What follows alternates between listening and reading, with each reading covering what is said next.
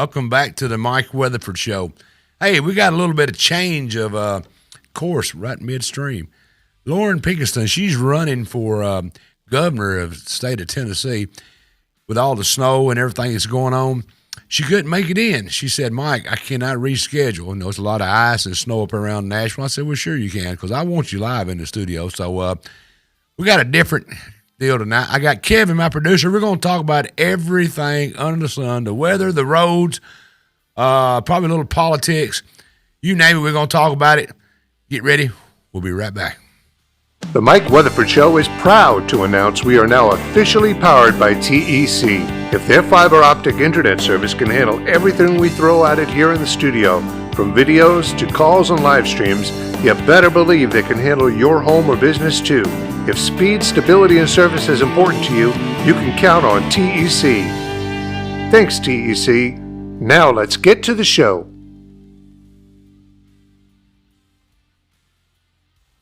Recorded live in the studios of Brewer Street Mafia. This is a Red Dog Bread production.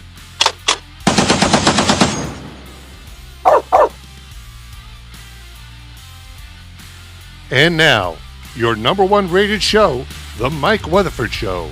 Here's your host, Mike Weatherford.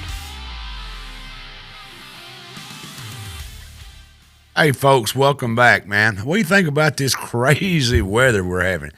Hey, it went from 70 degrees here a while back. My daddy always said, if you're going to dance to the music, somebody's got to pay the fiddler. And that's exactly what we've been doing the last few days. We've been paying the fiddler. Like I said earlier, we got a different kind of show tonight. I was going to have the candidate for governor come in here, but no, it snowed and iced and all up here around Nashville. She called and said, hey, can I reschedule? I said, you sure can. I don't know. She was a whole lot prettier than what I got sitting over here to the right tonight with me. Wow, that's all I can say. I want to introduce to y'all. I'm not going to argue against that. I want to introduce to y'all the one and only Kevin Keel. He is the producer. Howdy, folks. Of the Mike Weather. How you doing, my friend? I'm doing great. It's good to be out here on this side of the camera for a change. Well, yeah, you've been wanting to get out here. You told me, and I said, I threw it to you, and I said, guess what? I'm going to put you out there. My time to shine. Your time to shine. What exactly, number one, what is your job on the Mike Weatherford Show before we ever get into all this other stuff? I don't know if anyone wants to know.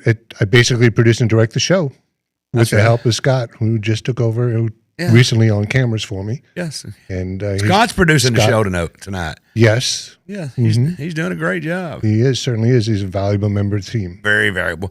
Tell him how easy it is to work with me. That I can't have my nose grow any longer than it is. It's not all hard, is it? Yeah, well, no, you've got your good points, just like everybody else. Yeah, I got them. Just name one, please. I didn't think so. Yeah. But anyway, did you I'll have one by the end of the show. I know. Now, see, I live out there in God's country, a little town called Hyco, kind of like Puryear, Hyco, and Cottage Grove area. It's Hyco. That's where God lives. You live up here in the middle of metropolitan downtown Paris, correct? Just off the square. What are y'all doing wrong up here? What am I doing wrong? Yeah, what y'all doing wrong? Y'all had more ice than we did. We had snow and sleet. I would have taken the 16 inches of snow that they predicted over the ice that we got. Yeah, but we didn't have no electric outages much. A little bit went along. The BPU guys, they flickered a couple times, but came right back on. But the other people that does the internet around here, nobody's got internet. Hey, you're looking at us right here tonight, live on TEC Internet. If you haven't got your internet yet, they're a big sponsor of the Mike Weatherford Show. If you haven't got your internet yet, tell them, Kevin. What are they? No one better than TEC. No, that's right. There's nothing better. Gosh. You had another show that you did at the other studio that they have. Yes. The other guys. Studio B. And it wasn't working last night. No, we were out. Spectrum was out most of the day yesterday. Yeah? Yeah. So that place needs to go TEC, but it's not your deal. That place is not. You can't control the internet over We rent a room to put the studio in. Right, right. So they control. But we need to talk to them about getting this TEC internet. I mean, folks, if you haven't got it yet, now's the time to get it. I mean, this is not an info commercial, but I'm going to make it one. I'm going to tell you a little bit. I'm going to tell you by. Yeah, brought to you by. But I'm going to tell you, they've got the whole infrastructure of the BPU behind them. So when something happens to the poles and all, BPU's going to fix them poles. And guess what? TEC's right behind them hanging the wire back if something happens. Yep. From what I understand, our outage was for something that happened in Hohenwald. Yeah, it is. So Yeah, that's kind of crazy. It is. But how much do you end up getting up here in town, you reckon? Snow. Let's talk about snow first. Snow, probably 3 inches and 4 inches in spots. Out there in God's country, it's snow. We got probably 1.5 inches, 2 inches, and we got probably 1.5 inches or so of sleet, and maybe just a coating, very, very little coating of ice. We was blessed out there. Oh, definitely. If it had any more ice, I know that the lines would have come out. Yeah, they had some. It was like down. right on that cusp. We were right on that cut. You're right. But did the weatherman lie to us? Your opinion. It's okay. Not lie. Did they miss it? Intentional lie. Yeah, they definitely missed the mark. They were initially, like I said, everything that I saw was going to be 16 inches one day, another 4 or 5 the next day, and it kept fluctuating. Yeah. Then you'd look again, it was a quarter of an inch. Then it was back up to 8 inches. Yeah. And so they weren't really sure, which when you're that far out, I understand. It's hard to predict. Now, Noah, he used to be, I think he was in Nashville. Now he lives in Florida. He come online. He said, that's wrong. You're going to get a couple, 3 inches of snow. And Are you talking about max velocity? No, this guy's Noah. I can't say his name. Put his name on there for me. I don't know how to say his last name. Noah. Somebody should put it on here in a minute. But he said that we wasn't going to get all of that. 16, 18 inches of snow, 12 inches. It's not going to happen. There is some areas up north that got it. He don't know why. He said, I don't know where they're getting at. He said, you're going to be right on the edge of ice. And he bulls at it. If it's the one I'm thinking of. Yeah, Noah Bergenson. Is that how you say his name? I don't know. Yeah, he's Is great. he Max Velocity, his channel? No, he's a meteorologist and used to be up here in Nashville. Then Paducah somewhere. Then he moved to Florida, but this is his home because his claim to fame was during that Mayfield tornado. He was really on top of that. He's YouTube. No, he's on TV show. On TV, okay. On TV. He's a meteorologist on TV in Florida, but he got online on Facebook and started predicting our weather because I still got a lot of friends up there, so I'm going to tell you what's going on. There are a lot of younger meteorologists that are doing their own YouTube channels. They're doing a real good job, like our buddy Sean. Yeah. I got somebody online want to talk to us. Somebody on here want to talk already? Who we got? Who have I got here? Mike, it's Ralphie from the homestead. What are you doing? Did you leave the lights on? I got them on for you. Leave the light on for you. Man, I'm going to tell you, this guy has got to. What was that guy's name, Ralph? Remember the Motel 6 commercial? Yeah. What was his name? Tom Bodette. Tom Bodette. This guy sounds just like him. How's Bucky doing? He's an ass. Is it? Yeah, I love it. I'll tell you what. He's been cooped up in his little pen for like 4 days now. He's dry and he's fed and all that, but he's getting a little stir crazy. Who is that? Homestead Garden. Yeah, who's locked up in the pen? The Bucky. The donkey. Oh, okay. Homestead Garden down there toward the lake. Good friend of mine. Great place. Those tomatoes, man. I'm telling you, you just got to say those tomatoes. That goes back a long way, Ralph. That's all you need to say. Yeah, I know it does. Yeah. Oh, my goodness. It goes back to Tim also, Brooks, a good friend of ours. He just said. How long we've been going on about that and bringing you bags and making sure Jessica doesn't get to them before you. Oh, it's a fight. Because my daughters will slide down there and get some and bring me some. I got to get some. Yeah. What's going on about the snow plowing? What do you think, brother? Well, Mike, I snow plowed for over 20 years in New Jersey back when I was a Yankee. Remember that? Remember those days? That's been a long time. I remember my days as a Yankee. Yeah. Well, I'm a damn Yankee because I stayed. Kathy and I stayed. We're here for the long haul. But anyway, I used to snow plow for a living, and I'm telling you what, these guys had no chance against this storm. Right. It snowed, and then it iced, and the temperatures never came above freezing, and then it snowed again. And so these guys, they come running up and down the road, and they're just doing their job. I'm not faulting anybody.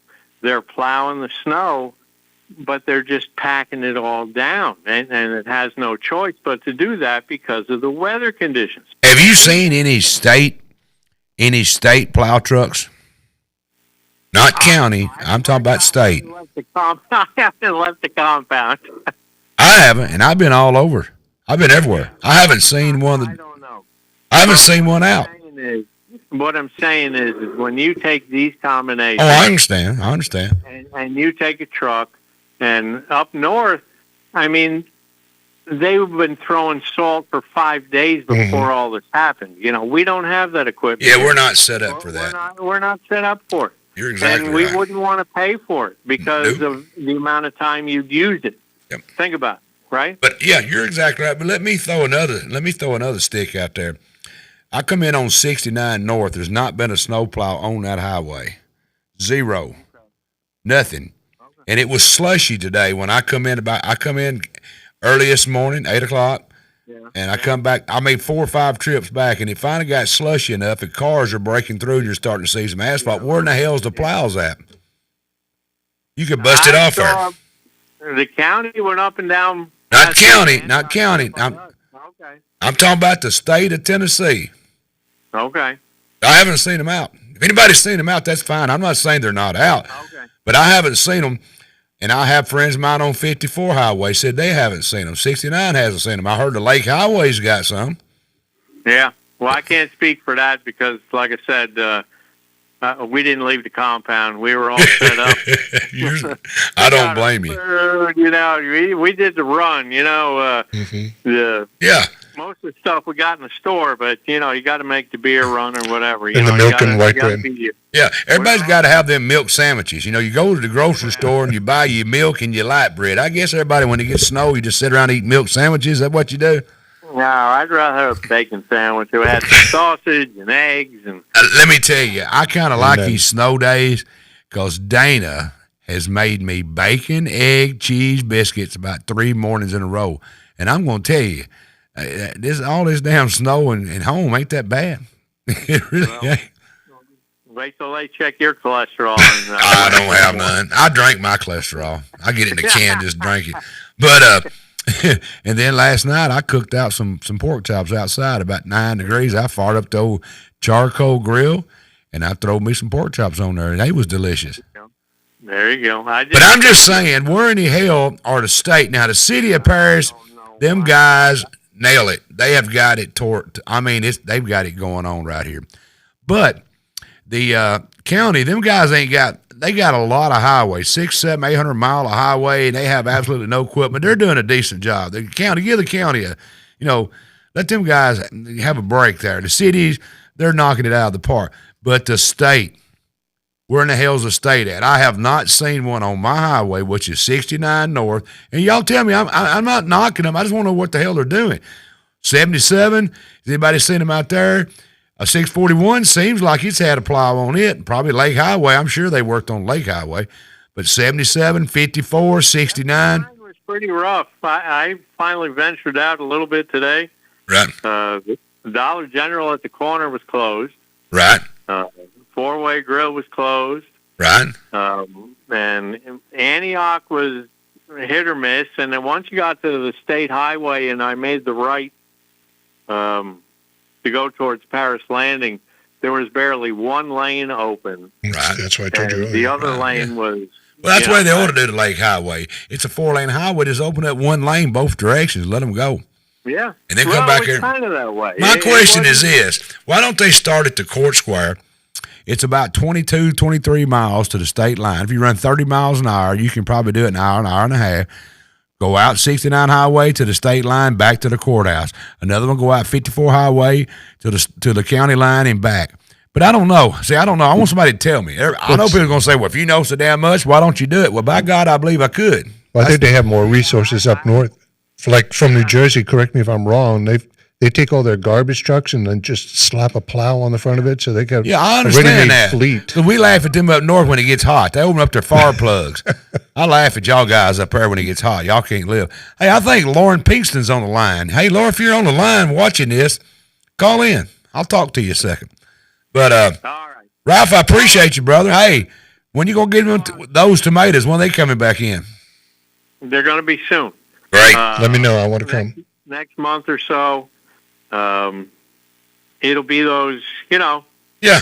It ain't the same, but Those tomatoes, ones I'm talking about. You know what I'm talking about. They'll be June, July. Oh, man. Yeah. Boy, you get some bacon, those tomatoes, and put them on a sandwich. Hell, it make you want to slap your mama. Let me know. I want to try some.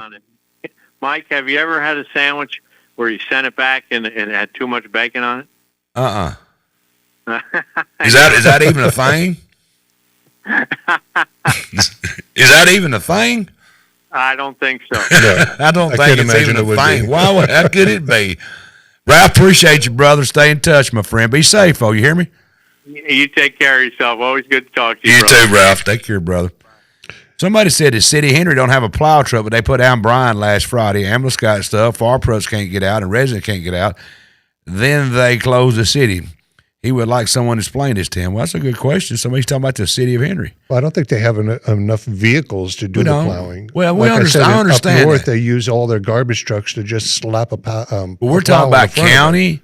Now, here, I want you to understand something. And I think, Kevin, you're probably a little confused. You lived here a few years now. Confused. But look, do you know there's 3 municipals around here? Correct. You got the state, you've got the city, and you got the county. Here's the easiest way I found to describe it.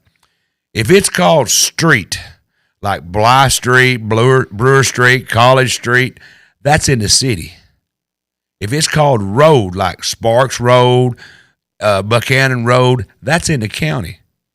If it's a numbered 69, 79, even though we call it Wood Street and call it Mineral Wells, it has a number. That's a state highway. And all 3 of them are took care of by separate divisions. The city of Paris, like you see working around, that's just knocking it out of the park. But these city guys know how to do this. What about Avenue? Same thing. It's be a city. Avenues and cities and streets are in the city. Counties are usually got a name. County road. It's called a road. You know, like Sparks Road. Yours is street. That's city. Then your state highways, they're the ones that's got your numbers. Like 69? Yeah. 79? Okay. You understand all that? Yeah, I'm totally on board. I'm not confused. Usually you don't. Sometimes me and you have a conversation, you look at me like it's crazy. No. I want to go back to what you did on the time off when you didn't have to go into work and hobby. Yeah. I picked up baking bread. Oh, Jesus. I made 3 loaves of awesome bread. That's by hand. Yeah, I imagine so. That's baking bread. Not bacon. I baked some bread, out of this world bread. What the hell did I say? I said bacon bread. I thought you said like bread with bacon, like a bacon. Bacon, B-A-K. It's that southern thing. When you going to learn to speak this English down here, son? You know everybody laughs at the southern accent. You do, and that's okay. But you know that's, I don't laugh at it. You know that's the true King's English is spoken in the South and Appalachia. Did you know that? That's the true King's English. And y'all English is an English word. Y'all, we say y'all. That's English. Up north, you got a lot of dialects that come from Sweden, French, up there, you know, and that's. But the true Southern language is basically what's left, and Appalachia is what's left of the true King's English out of England. Very true. And King's English is a Germanic language. Comes from the Franco. Who is the King's English? Yeah. English is based off of Germanic. Really? Well, it don't sound a damn thing like it. In the Old English. Really? Oh, well, you know, y'all is an English word. Yeah, that's an old English word. It originally meant you all. Y'all was spoken in England. Y'all, hey, but it didn't mean the same thing. Yeah. It did? Y'all, yeah. Y'all means who? Y'all. Yonder? You know where yonder is? Yonder, yeah. You never heard that. I did too. What do you say up north? You guys? I never said that. What do you say? If you want to talk about all of us. I think it was you all up there. I did it. I was very fond of the South in my young years in New York. I loved the South. And I knew I was destined to be down here. So. You got to learn our language, though. Yeah, I was drawing, the Southern Lex flags. Bain, he's a wrestler. On my monitor, it says let's give it up to the nursing staff here kind of medical center. His wife has been stuck at the hospital working since Friday and still hasn't been able to make it home. Great, man. Yes. We appreciate all of that. That's great stuff right there. But she's blessed that they've got a place she can sleep. That's great. That's great. Great, she got a place she can sleep. And somebody said Springville, the roads are terrible. What is going on? Have y'all seen? I want somebody call me, Type in, I don't care, it's seen the state. Now, don't confuse county, city. I'm talking about the state of Tennessee plow trucks. Where have you seen them at? I want to know. Because 69 North, and I live almost in Kentucky line, 0. Have not seen them out there. There's no signs of it. And a friend of mine on 54 said he's seen 0. So I want to know where in the hell he been. But normally they're on top of it. Look there. I'd like to be there. I think that's an absolutely beautiful picture. Who took that? Yeah, I did. You took it? No, I didn't. Somebody else took it. But you know where it's at. Yeah. We came across there going to over to the Golden Pond Distillery. Exactly. See, that's Bigfoot country. Now look, I want to ask you a question. Now, folks, I want y'all to kind of zoom in. Are those cars on top of that? No, I don't know what that is right in the middle of that. Maybe somebody's sleigh riding. I think it's Bigfoot poop. I think that's what it is. Well, nobody else can tell me what it is. Now, what is that? I don't know. Look, I mean, everybody, that's a wall down the center. Well, I know that. I know that's but what at the top of that bridge, right to the crease of that hill, what exactly is that laying there? Is it chunks of ice? Could be a couple of kids on some sleds or... I don't know. I think it's Bigfoot poop.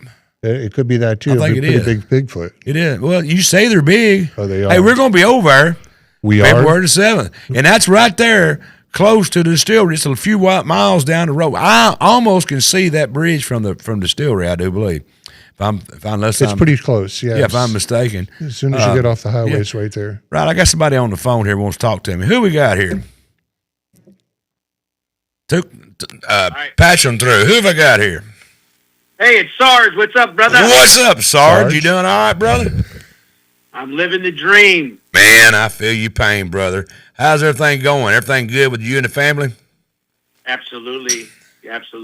So far, so good. How about you? Oh yeah, we all lived through the Snowganum or whatever they call it. Snowmageddon or whatever it is. We lived through it. I hear all the brothers at the clubhouse are doing good. Everybody's good. But I want to talk about, like you guys are talking about tonight, these roads. Yeah, you hit on it, brother. Here's what gets in my craw. We live out here. It's Springville or Paris Landing. Yeah. We pay our taxes like everybody else does. And you can't tell me that this lake out here, this resort area out here, does not make a killing for the county every year. But yet, I feel like a redheaded stepchild out here. Our roads out here are terrible. You know, Sarge, that's been appointment. I went to town today for a doctor's appointment, and I live right around the corner from Smoky Rob's, which used to be the old locals bar, kind of like the Buchanan Resort area. Gotcha. It took me that long to get up to 79 than it did when I got on 79 to get to Paris city limits. Wow. Are you talking about the condition? Here, and I know that they're short-handed and they're not equipped for this, but you know what? Here's the thing. It seems like back when my mom and dad lived here, my mom was from Tiptonville, my dad was from Martin, you guys didn't have winters like this. And we would always come down and visit my grandparents in Martin and in Reeves. Never saw winters like what we're having now. It just seems like the more we got older and all that, the weather changed, climate control, whatever you want to call it. Now, Sarge, we did have winters like this when I was a kid, probably worse than what we got now around here. Go ahead. Okay. But I'm a native. I'm born here and been here my whole life. But go ahead, Sarge. Gotcha. But it's just, it blows my mind. We pay taxes like everybody else does in the county. That's correct. And in the summertime, these roads out here are all falling apart out here. And again, we're the last one to get anything done, and it's a coal patch. Or it's throw some dirt and sand on this, or let's, patch that or whatever. That's what aggravates the hell out of me. I feel it. Let me tell you something. The Henry County Highway Department basically depends on property tax. Property tax is what, and a little bit of sales tax and a few other little taxes here and there, but predominantly property tax. And I think there's about 900 miles of county roads. Now, you got to understand there's city and there's state roads or state highways, and you got your county roads. And back when I was younger, every road in the county was gravel. And this is what I said back in them days when they started tar and chipping them. I said, you can barely afford to keep the gravel roads up. How are we going to afford to keep up tar and chip roads. So I think it's coming into us right now. I think Richie out there does a good job of what he's got to do with. He does. You know what? And I give Richie Colquitt, right? Is that how you say his last name? Chilcutt. Chilcutt. There you go. Yeah. If I called him, I mean, him and his team have been out here on my street to help me to patch stuff up before and all that. And I know their hands are tied. Yes, sir. But it's just, we got to figure something out. I know you do. I've said this all along. Richie needs more money. He's got to have more money to take care of the roads and stuff. But does Hendrick County, in your opinion, have a revenue problem, or do we have a spending problem? That's where we need to decide where we're at. Are we spending our money the right ways? And I hear it all the time on Facebook and in talking to people. They'll say, the question will be, our roads are terrible and they're doing this. Our roads are terrible and they're doing that. And sometimes they're talking about city roads, but in your case, you're talking exactly about what I'm talking about.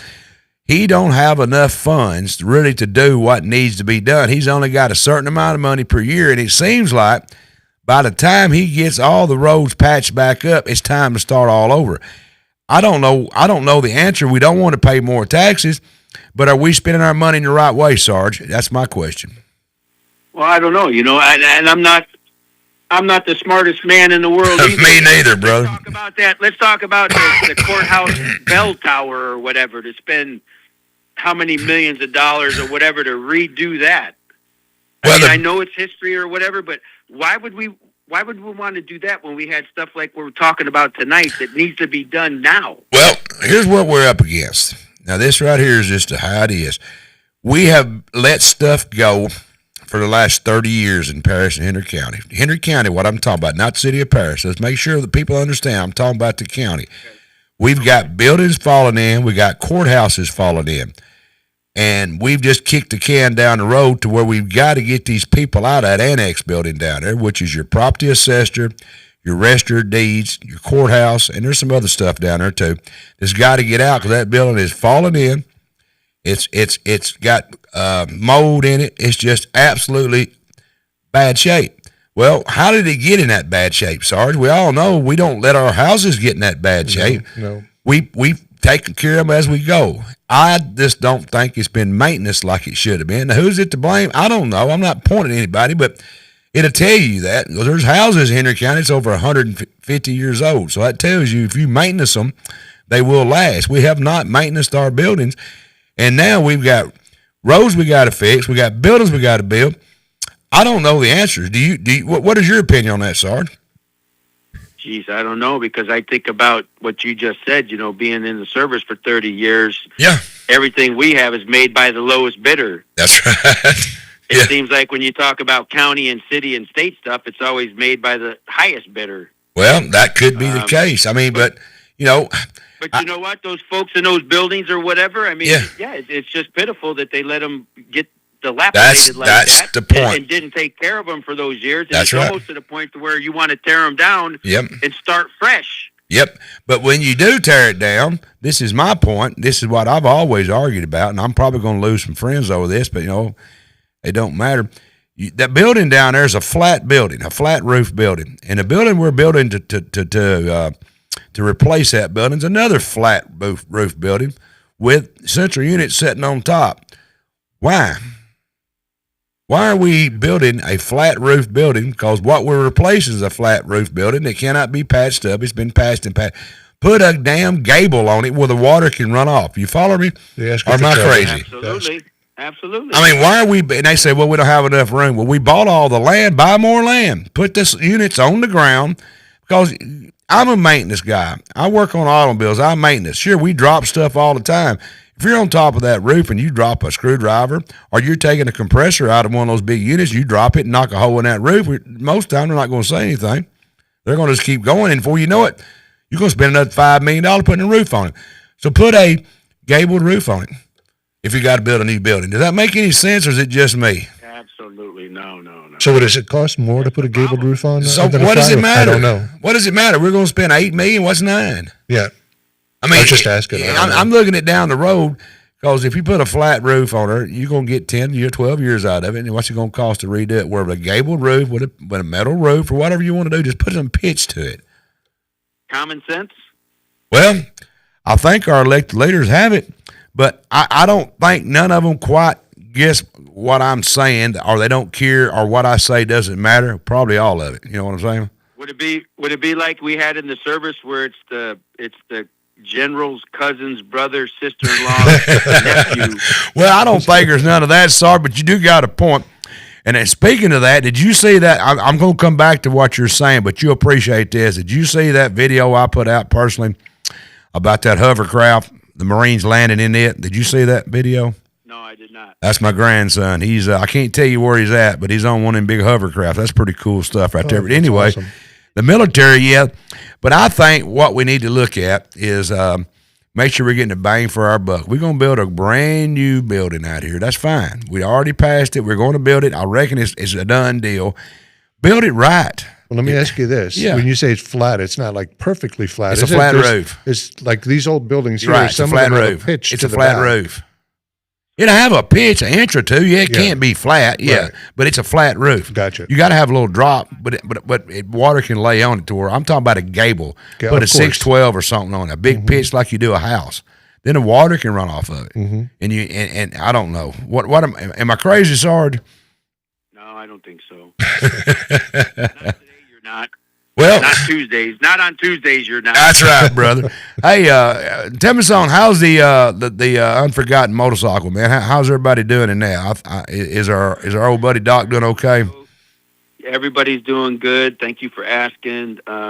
We're so grateful and appreciative of this community that we live in, because I've always said, growing up right outside of Chicago, I don't think the population that I had, the town I live in, versus the population we have here in Henry County, the support and generosity that you guys all show us. Oh, yeah. You guys, you step up to the plate and you knock a home run every time for the veterans. Well, man, we greatly appreciate we love it, man. Let me tell you something. Henry County is a volunteer county and a volunteer state. You do realize that? Absolutely. Hey, man, I appreciate you calling in. Hear me? Hey, thank you guys. Appreciate what you do. Love the show. Keep rocking it, Mike. Thank you, brother. Talk to you soon. All right, bye. Bye. I got a bone to pick with you. You got friends now. You just called in from Chicago or wherever, somewhere up north. Another friend from New Jersey. And you never give them crap about being a Yankee, but yet you give me crap from being New York. Well, it's because I can. Hey, hold on a minute. It's Dustin Swain. He's in Sumner County. He said it looks like a war zone with fallen trees. Said he's been without power since 5:30 a.m. Sunday. Man, I hate that, brother. That's terrible. Man, Dustin's a great friend of mine. Dustin Swain, he got to be the deputy commissioner for the Department of Labor. That's where his last job was. Him and I started a promotion company together. He was my attorney. Oh, really? Yeah, he needs to call in sometime and tell how hard it was to keep me from going to jail. We was traveling the country doing these things we did. And God bless him. That must have been a task. You're just my producer, and you got your hands full. Can you imagine being my legal guy? Oh, Lord. Mike, don't do that. Oh, yeah, Mike. That's move a sure that way to make you do something. Oh, no, I wouldn't do it. I would listen to him because he can't. Doesn't he need to call in if you're still on here and tell us what's going on down there, man? Put that phone number up where these people can see it. Somebody asked if the city gets a percentage of county taxes, but the county doesn't get any of the city taxes. She said that's what she's heard years ago. I think you're right. Probably a little of that is true. I used to know how it all worked. I know that some of the county money does go to the city. I think that's true. But the city gets most of theirs is done when you pay a sales tax around here. Henry County is 9.75. 2.75 go to the city. Okay.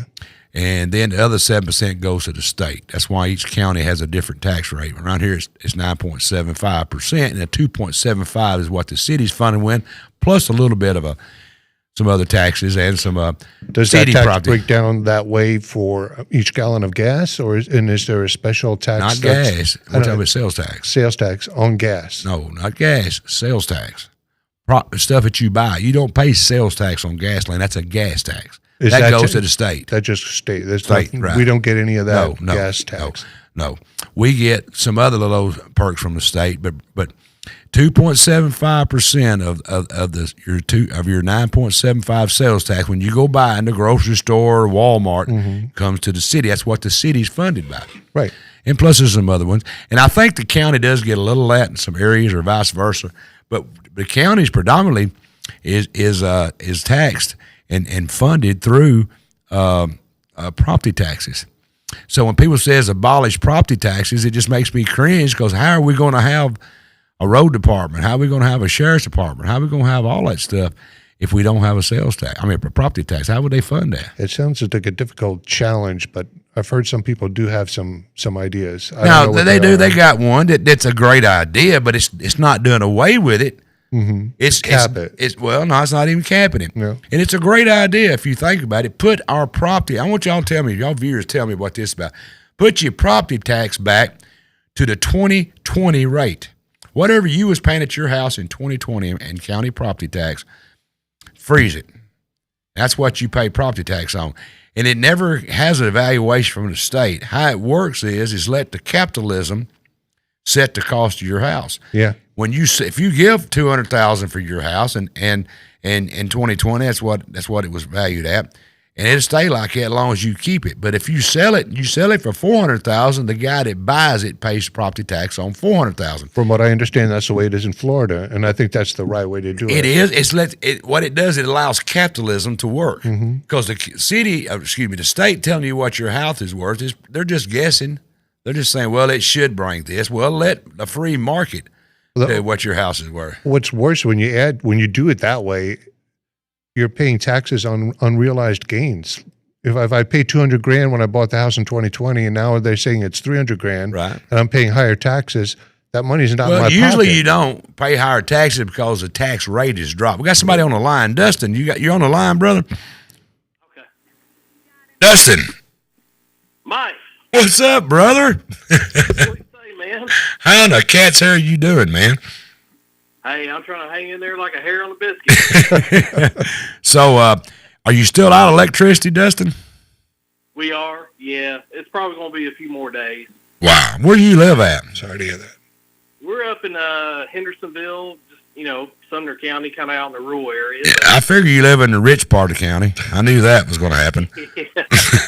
Well, we're out here, got a bunch of big trees that have fallen down, and right, got a lot of power lines. And nothing hurt your house or anything? None of that went on?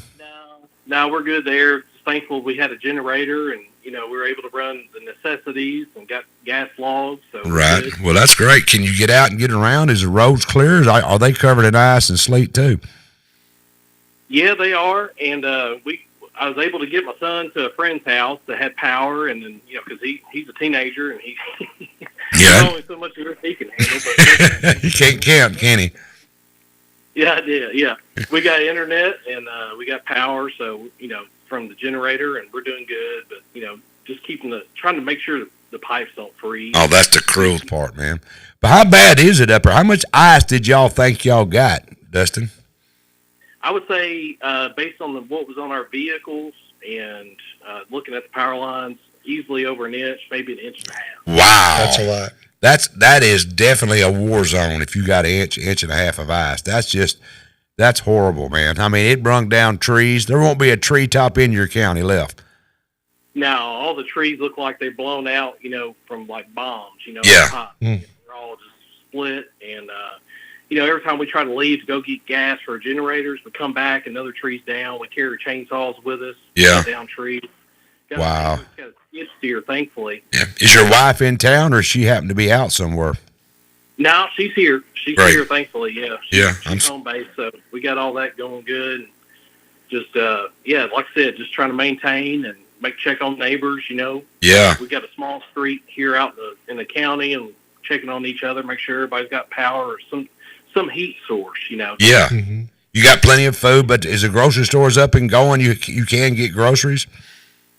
Yeah, there's at least, so there's about 5 ways out of where we live, and there's probably 2 streets out of the 5 that is maybe, you just got to be careful navigating it, because even when I was taking my son to my friend's house today, a tree limb fell on top of my wife's car. Wow. Pretty scary. Yes. All the ice and stuff that falls down on top of you when that happens. You got to watch out for those big ones, those car crushers. Yeah, man, it's horrible. And there's some, they're not even calling for it to get above freezing and that to happen until next week. Not this week, but next week. Yeah, I was just going to say they're predicting another cold blast, Arctic front coming through. What y'all going to be okay, Dustin? I mean, you think they're going to get the lights back on, or? I don't know. We got crews probably. We I don't know how far. I mean, it's probably 500 yards on a couple of streets, but I mean, you drive down through there and there's like these massive, 15, 24-inch trees that are falling on the lines. Yeah. And they're having these tree clearing crews up in advance of the lineman crews just to clear the trees to get past it, So, and the bad thing about where we live, there's a circuit that we're on that has a huge line, and we have like this huge ravine behind our house. And I don't know how they're going to get that tree limb off of it. They're going to have to get, because the whole hill is just full of ice. Oh, man. It may be days. It could be a week. I don't know. But wow. We're good. We got vehicles that we can get in and out of here as long as the trees are cleared and right. there's gas. Generator running, so. I'm thinking about putting me a whole house generator in. But, I don't know if it's worth the investment. Well, what I want to do is I want to do like a transfer switch and get one of those portable ones. Yeah. Instead of like the constant ones. Yeah. You can get one of those. Harbor Freight's got a good one, like an 11.5K. You can get a Duramax 16K, and you can switch it on and off on your breaker box to figure out what you want to run. Yeah. I'd for sure be more happy with that. Running all these extension cords through my house. Oh yeah, it looks like something. But do you kind of feel what my producer's going through working with me? Because you and I, we worked together for quite a few years in that promotion company. We had a lot of fun traveling around the South, didn't we? Mike, I tell you what, there's a big part of my career I owe to you. No, man. Especially getting to, where I was at the state. I mean, you brought me out of my shell doing that demolition derby stuff. And right. I can't thank you enough. I mean, we talked plenty of times about it, but I mean, honestly, that was a thing that started from nothing and became a pretty big deal. We got to fly out to L.A. to meet some producers. We did. National TV show. And, but I'll never forget, going out there the first time throwing those Napa Auto Parts Crash for Cash hats and footballs out to the crowd. Yeah, you was kind of you was kind of quiet, and you was my attorney. You come to me, Mike. You better do this. We need to do that. You took care of me. Now you was very valuable, but he had never been in the crowd like that. He didn't know anything about all that, and me being like I am, I just turned you loose, brother, and you did it. You did a good job, man. Well, between that and running the website, and, doing announcing eventually, I learned a lot through all that experience. You did, man. I still carry it today as an entrepreneur. I'm running my own business today. I still carry a lot of those things I learned with you and through all that experience today. Yeah. We carried an idea and we carried it way up there. I mean, we got national TV out of it and got done some stuff for CMT. Remember all of that? Yeah. We did a lot of stuff. Gone Wild, or what's it called? Gone Country. Yeah, I ended up doing a lot of stuff for the CMT up there because of that. But, Dustin, you ended up working for the state of Tennessee. What was you in your deputy commissioner for the Department of Labor, wasn't you? I was, yeah. I was there That's for a big job. 15 years. In the last 7 years I was there. I was deputy commissioner. And, is something I still carry today with my job that I do today with start my own business. Right. We focus on, trying to make the lives of people better in every state, city, and county that we serve. And, I saw an opportunity after leaving the state to do what I did there at a grander scale. And my passion still today is to make government services better, right? To make them more accessible through different channels of communication. So if that's, through your phone, calling somebody, if it's through a web form or if it's chat, all those different channels, we have software that helps deliver that. But my passion still today is what I have for the state of Tennessee, and that is to make it more accessible. Because you got a great big company now that you run up there. It's a big company, got a lot of guys. Y'all do an excellent job. But Dustin, man, I tell you what, I have good memories of you and your wife. I went to y'all's wedding, and that's how long y'all been married now? So it was in 2007, so I've been coming up on 19 years. Wow, that don't even seem right, brother. That don't even. Dustin, I appreciate you calling in, my friend, but you don't owe me no thank you, because you know what? It was a 50-50 road there, brother. We took care of each other. I just hope some old dumb country boy like me taught you a little bit about life. Absolutely. And, I'll cherish that forever, Mike. Appreciate you very much. Thank you, brother. Dustin, don't go away yet. Dustin, you still there? Yes, I'm here. All right, this is Kevin, the producer. I'm going to say this one time. Don't let it go to your head, but there's not a day that it goes by. I can agree with you that I don't thank God for when Mike Hogan introduced me to Mike Weatherford. It's been a great friendship, and we've been through a lot together, and the future just looks so bright, and I could empathize with everything that you went through and lived through. Well, I'll tell you what, Mike may be a muffler guy from here, Tennessee. Yeah. But that he has, and he won't come across this way when you first meet him, but he has a lot of smarts. He has a lot of street smarts. Sure does. He has a way of understanding people and communicating with them and connecting with them on a different level than most people do. And if Mike, if he wasn't so against it, he'd be excellent for a public office. No, man, I've been asked that a bunch of times, but I don't think they're ready for a common sense guy that's going to listen to the people and apply it. I don't think so. I don't think the public's ready for that, brother. It'd be just like from that movie. You can't handle the truth. He'll lay it out. He'll lay it right out. I'm just an old street smart guy, like Dustin said, man. We Dustin's father was a great friend of mine. Gary was a great friend of mine, a great man. And I'm going to tell you something. Dustin, we just like we're just fluffing each other tonight, but Dustin's one of the smartest guys I'll ever meet right here, especially in attorney stuff. He keeps me out of jail. Hey, I didn't go to jail. I didn't get sued. And we did a lot of stuff, brother. We did. That's speaking a lot. Yeah. That's saying a lot. Take care, brother, and tell your wife I said hi, man. We'll do it, Mike. Love y'all guys. Bye, Dustin. Love you too. Bye. Bye. That was Dustin Swain, a good friend of mine, who could tell you some stuff about me back in the day when I had that promotion company going all across the South. And it was fun. You must have been something else back then. it was a live war. I think you might have mellowed over the years. Oh, I have really mellowed. Hey, I got to take a commercial break. Get back. Ice quakes, frost quakes. What the hell are them? And have y'all been hearing them? I've heard some. Believe it or not, I heard one. What is it? It's called ice quakes or frost quakes. It's just booming sounds. Oh, yeah, I saw that somewhere. Big Sandy, was it? Well, this happened in Cottage Grove, too. They're all over the country. We're hearing them everywhere. So, hey, we're going to take a commercial break. We got a lot to hit. Where's my camera at? I can't even find which one. It's right over there. Okay, what's right here? There it is. Hey, folks, we're going to take a commercial break. We get back. Have you heard any of these ice quakes, frost quakes? What the hell are they? Call us. We'll be right back. Call in and tell me what you've heard and what you've seen. And we got to pay the bills. Be right back.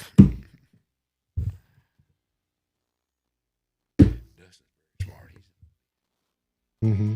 Hey, folks, it's Mike at the Mike Weatherford Show. I want to talk to you about something. During the holiday seasons, birthdays, anything, have you ever wondered, why am I doing this at my house, making the mess, and all these people tracking through my house? Paris Downtown Event Venue. It's right here next to the studio. That's your go-to place for all your parties, all your get-togethers, and just go have fun. That way you ain't got to clean the mess up at home. If you need that, call Jessica and talk to her about the Downtown Event Venue. Hey, it's your go-to place for all your party needs.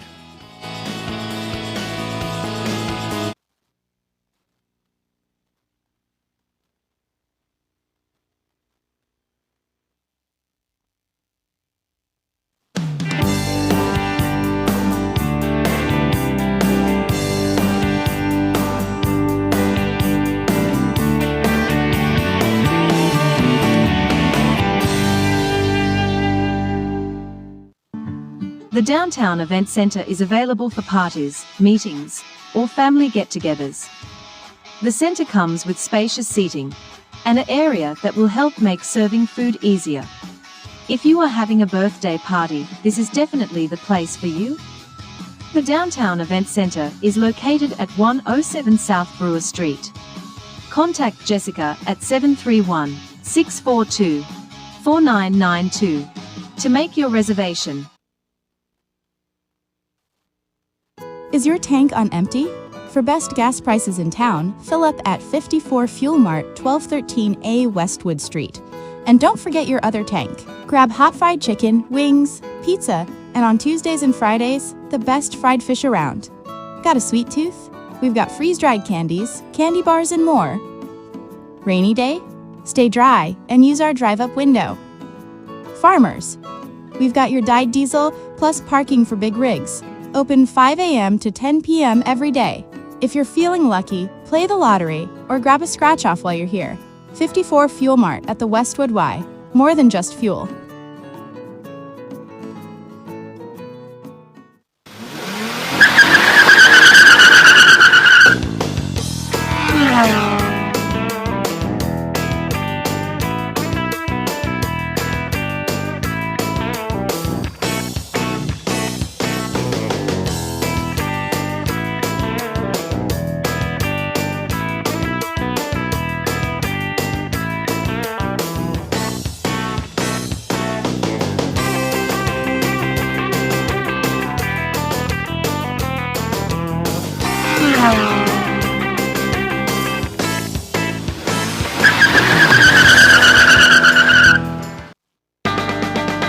Are you still undecided about your high-speed internet provider? Hey, it's Mike from the Mike Weatherford Show. Let me help you off the fence. TEC high-speed internet is what we use here at the studio, and let me tell you, it's flawless. From home to business, TEC got you covered. With upload speeds that match download speed, TEC leads the pack. Does your family play online games? How about security cameras and live streamers in your home? TEC, with their upload speed matching their download speed, it's as fast as clicking a button. When it comes to high-speed fiber optic internet, TEC is unmatched with quality and service all across the Mid-South. So do like I did. Go get you some.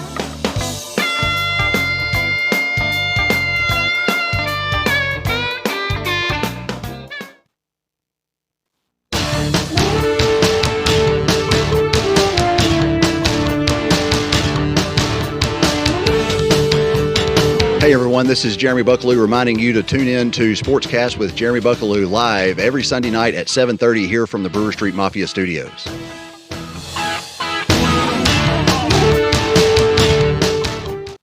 Seen something strange you can't explain? Let's dive into the mystery together. Heard noises that just don't sound normal? You're not alone. Share your story with us. Join us Saturday, February 7th, 5 p.m., Golden Pond Distillery, Cadiz, Kentucky. Meet Martin Groves, retired cop and star of History Channel's Monster Quest. He's got wild tales to tell. Discover Martin's encounter with the legendary beast of LBL, a story that will chill your bones. Also hear Steve Causey, author of the LBL Massacre, unveil dark history and haunting stories. Meet others who've witnessed strange sights or unexplained sounds, all ready to share. Bring your story, whether spooky or strange. This is a judgment-free zone to be heard. Is it wise tales? Or is there truth behind these eerie encounters? You decide. Mark your calendars, bring a friend, and uncover the unknown. Ready to join us?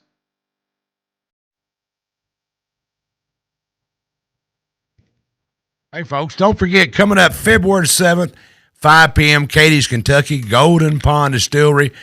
Hey, let me tell you what's going on over there. If you've seen a Bigfoot, if you've heard of Bigfoot, or know anybody that's seen a Bigfoot, they want you to show up and tell what you've seen. They're trying to prove to me, your humble host, that there is a Bigfoot. I don't know. There is. I mean, yeah, Kevin says there is. I'm just telling you, I don't know. I've never seen one, so I can't say there is. But still, if you've ever heard anything, there's going to be some people there off Discovery Channel.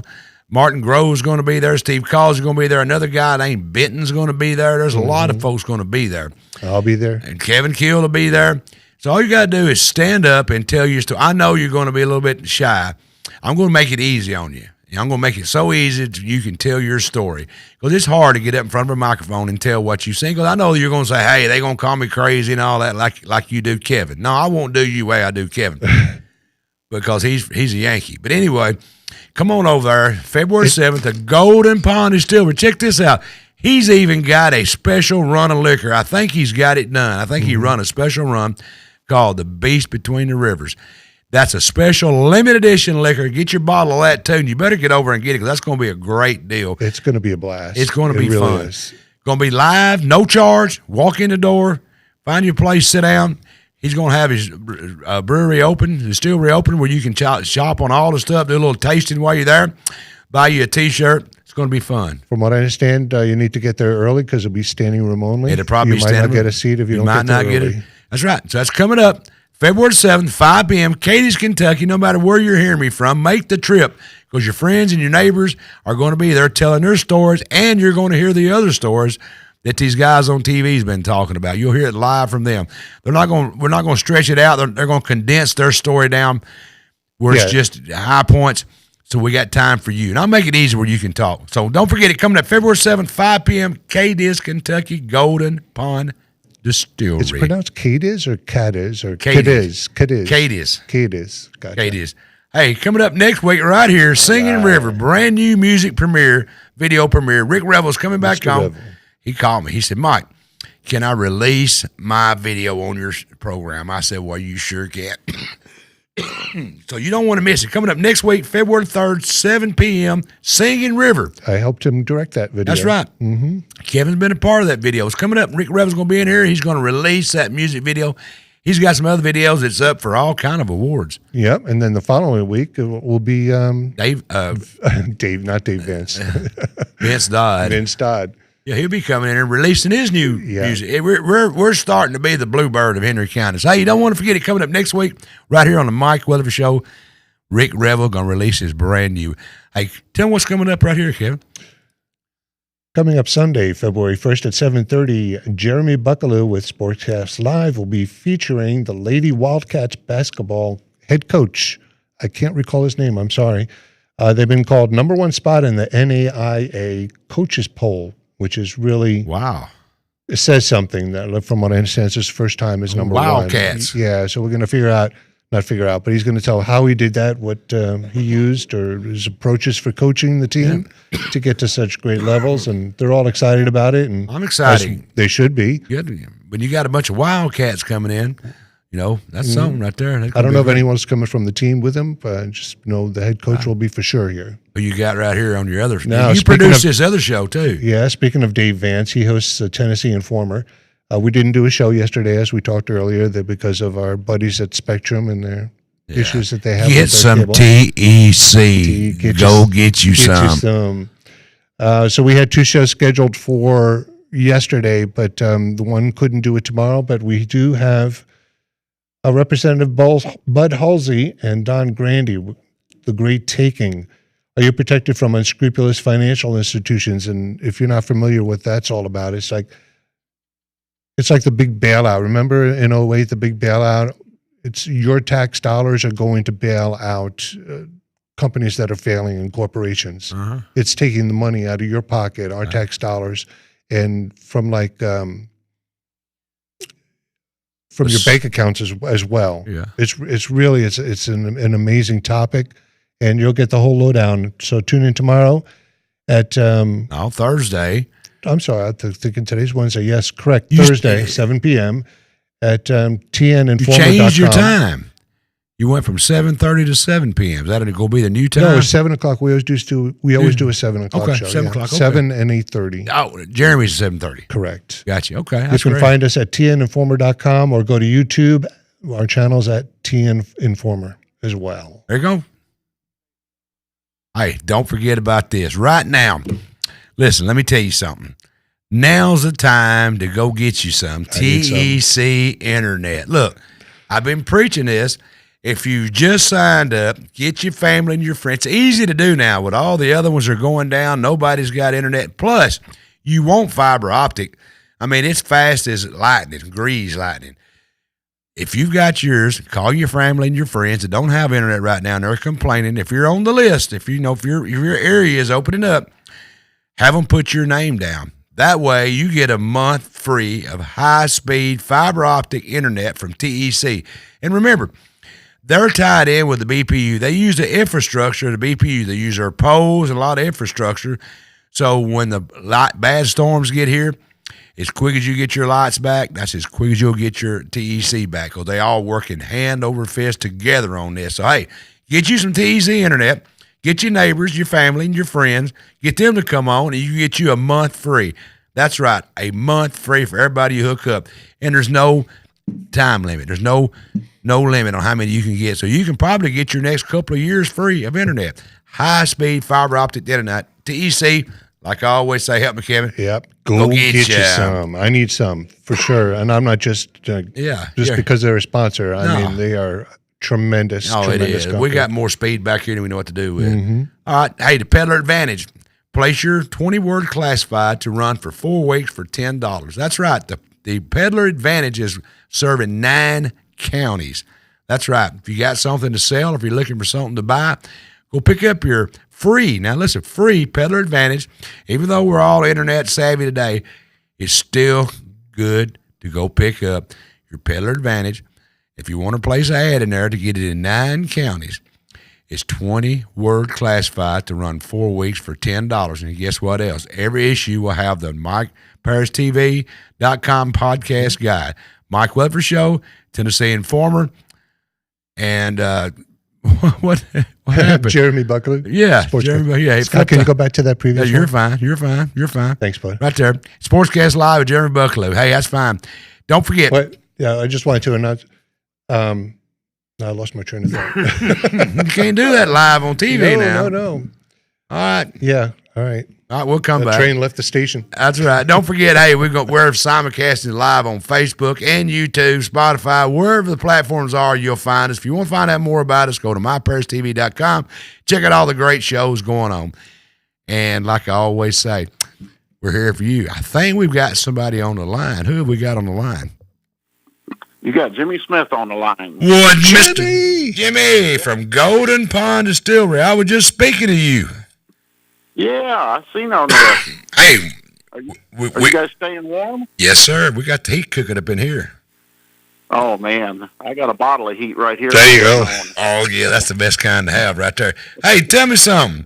Have you got that special run ready yet? The Bigfoot run? Yes. Yes, or the Beast of LBL. That's what we're calling it. Right. It's ready to go, right? Limited edition, correct? Yes.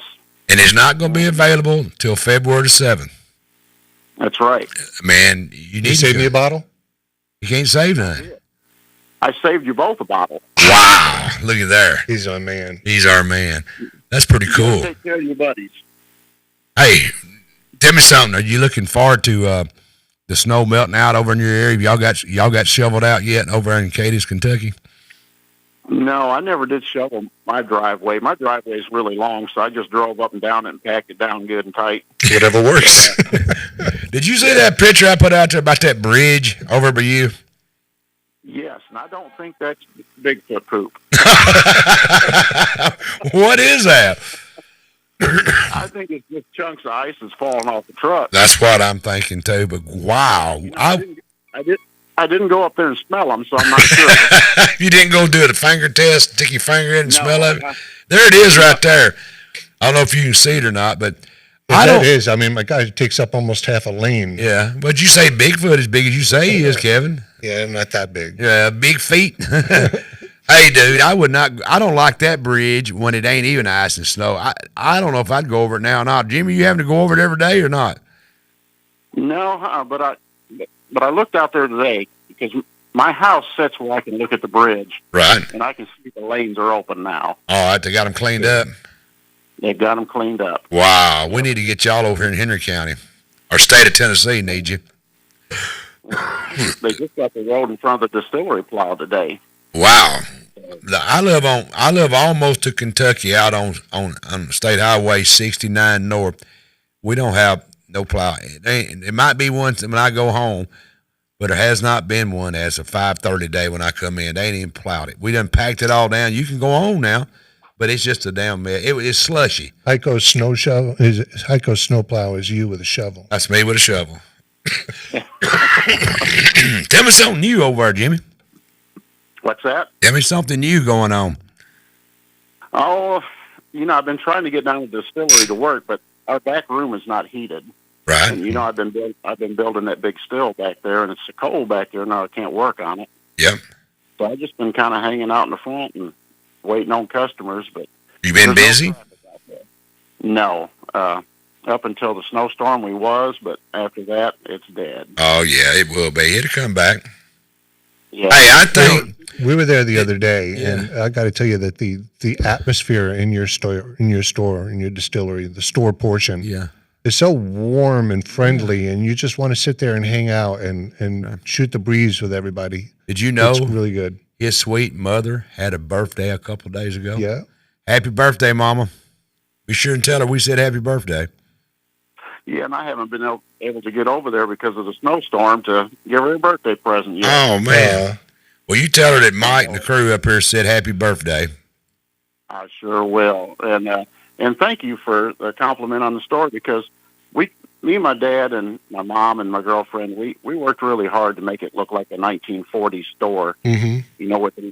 And all them stores back then had a sitting area where people could come in and bullshit and just kind of hang out. And that's what we wanted. It was definitely very warm. The only thing that I'm going to tell you it needs is a pot-bellied stove. Yeah, and I would have one, but with all those alcohol flavors. I understand. Oh, boy, yeah. Oh, I understand. But, that when you come in there, you do have that feeling. And like I said, if there's anything you could do, it'd be a pot-bellied stove. Y'all had them up in New York, Kevin, when you grew up? Not where I live, no. We had them around here, didn't we, Jimmy? Franklin stove. Every one of them old stores that you went into had an old pot-bellied stove set back here in the corner. Usually burnt coal in it. Mm-hmm. There'd be old men sitting around it talking, bullcrapping, would they not, Jimmy? Yes, and when you left there, if you were there for 2 or 3 hours when you left, around the edges of your nose where you were breathing would be black. It would be black, that's right. You smell like coal. You could tell where you've been. I miss them old days, man. Well, Jimmy, I appreciate you calling in, brother. Jimmy, how many people can we accommodate up there for the thing on the 7th? I would say at least 80. Wow. Yeah. Well, we're going to fill up quick. Yeah, and we're pretty much at standing room only at this point, from what you hear on the feedback? We could fit more in there, but there's going to have to be some standing, yeah. Wow. This could be a blast. Get there early. It's going to be fun. We get them over there, get them hopped up on that Golden Pond moonshine. I'll tell them what kind of stores they'll tell. They got some great flavors over there. Kevin, you done a tasting test yet? Yeah. We were there and we could grab 2 bottles. Right. Got stuff that the lovely wife likes. We didn't get anything straight up. Right. It was chocolate mint. It was awesome. And then I forgot what the other one was. It was like a whipped cream kind of thing. Well, what I liked is I had a mind great. What is that stuff that I got I like? Tell me in the back, Dana. She's going, Muscadine. That's great stuff right there. Oh, that's a big seller, and it's easy to drink. Just put it in the glass. It is. Mm-hmm. It is. It'll help you out on these arthritic nights when you got pain like I got, and this old shoulder killing me, my neck hurting me. That kind of elixir helps a little bit. Yeah, and if you get down to about half a bottle, you need to probably stay down. You're probably right. Jimmy, I'm going to talk to you later and see you the 7th, if not before. All righty. You guys have a good night. You too, brother. Take care. Take care. Bye-bye. All right. Anybody out there, put that number up again. Anybody out there hear them ice quakes or frost quakes? Did you not hear any of that? I did not. No, I've not heard. We got a winner. What the hell did we give away? Oh, wrong one. There you go. You didn't hear any of that? No, but I did see the post on Facebook about something in Big Sandy, boom or bang or whatever. Well, it was all over. Dana and I, last night or night before, all of a sudden she said, "Did you hear that?" And I said, "Yeah, I hear that." It was a deep boom. And I said, transformer. Well, I got on the BPU app. Nobody lost their electricity for no word. So I said, it was Sunday. And I said, it was like an explosion, but in a distance. And everybody been all over Facebook talking about hearing it, and I heard one myself. Anybody else hear that loud earthquake or frost quakes? If you have, call in and tell me what you heard. And I will tell you a bad story here, funny story. Bad or funny? It's kind of crazy. Crazy. Me and was over at the hunting cabin over in Henry at the farm, and we're standing outside. We got a outside kitchen. It's recently? A couple of years ago. And it's enclosed kitchen. We're standing there. All of a sudden, we heard trumpets. The only way to describe it. I wish John was watching. He could tell you. It sounded just like somebody blowing trumpets. It was loud. It was in your chest. It was all in your head, and there's nothing around there. We're out in the middle of nowhere. And it done it for 30 seconds, and I finally said, well, that's Gable blowing the horn, boys. It's over. I thought it was the end. And I got to do some investigating, and other people's heard that. I've heard it. I've heard it one time in my life down in Florida. What was it? Nobody knows what they are. It sounds like someone's dragging a dumpster across a street. Oh, this right here. It's like, it vibrates deep. Yeah. And it's got that tone, and they're reported all around the world. I heard it with my own, and it done it was outside, and I said it had to be the power line because my property goes back about a mile back behind us, and that's where the TVA power lines go through. And I thought, man, it's got to be something coming on with them power lines back there. But it was just like a trumpet sound, and it's eerie sound. All the hair on your body stands up, and I honestly thought it was the end of time because it's pitch black, it's dark, it's at night, and it's a trumpet sound, just exactly what a trumpet sounds like. And John can tell you, we all thought it was end of times, and I expected us to start floating up in the air, so I know I live right. I know I probably would have seen you, but I thought I was fixing to I'll be waving at you as I go by. No, yeah, but that's the weirdest thing I ever heard of in my life right there. It could very well be, from what I understand, earth grumblings, like somewhere in fault lines. It ain't nothing to do with a fault line, no. This is, I'm not saying it is. This is coming out of the sky. When I believe in something, I believe in it. Once I commit myself. And I've studied it, and I had witnesses standing up beside 4 or 5 of us standing there. And every one of us heard the same sound, and they all describe it the same way. It was just like somebody had those long trumpets that you'd see, and they was blowing them right behind us. It was in the sky. It wasn't in the ground. It was in the sky, all around us, going into my chest. I could just feel it in my body. Yep. No. Like I said, I've heard them myself, and it is terrifying. Anybody else hear them before we go? Because it's already 10 after. I got to get home. It could be a test run for end times. Could be. But I don't know how many times Gabe was going to blow the horn. If I got somebody on the line. Go ahead. Yes. Hey, who we got here? Steve Erfmeyer. Hey, how you doing, Mr. Erfmeyer? I'm doing real good. Hey, I was on your show before. I'm a past commander of Post 89, American Legion. Yes. Yes, I remember you now. Sarge is a good friend of mine, and he is speaking the truth when it comes to these roads down here. Right. Okay. I drove a truck for 38 years, retired Teamster. I hauled asphalt for at least 15 years. And the way that they do these roads down here with the chip and seal, that's the cheapest way you can go, and it doesn't last. I have to agree. And I have not seen a plow down here. And I've been down here for 8 years now. Okay, I moved from up north, northwest Indiana. And we used to get a lot of bad snow up there. And I understand when you don't have the plow equipment. And I used to plow a lot of roads in the wintertime when I got laid off. But I understand, we pay taxes like he's saying. And I just wondered where that money's going to, I mean, something's got to give. I mean, because the weather's changing. And we're getting colder. It's been getting colder. I've been down here when they had 8 or 9 inches of snow. And I seen a couple plows that time. We're going up in East Antioch and West Antioch. There's only 2 roads in and out of where we're at. So if those roads aren't open, you're not going nowhere. And I agree. I got 4-wheel drive, but when it comes to ice, 4-wheel drive isn't any good either. No. Let me tell you, I'm going to have to disagree on one thing. It's not getting colder around here because I was born and raised here. Y'all haven't seen the snowstorms that I've seen when I was younger, back in the 60s and 70s. It would come 8, 9, 10 inches, get down cold. It was common every year it did that. And we've been in a mild spot for the last 10 or 15 years. But we have bad cold and bad snow. Believe it or not, here in Tennessee, we do. We get a lot of cold weather here and a lot of snow. But here in the last few years, if you'll remember, it's missed us. It's either went north or turned into ice and went south. We got a little dose of it this weekend, but the weather is not getting colder. It's really, matter of fact, it's warmer than it used to be.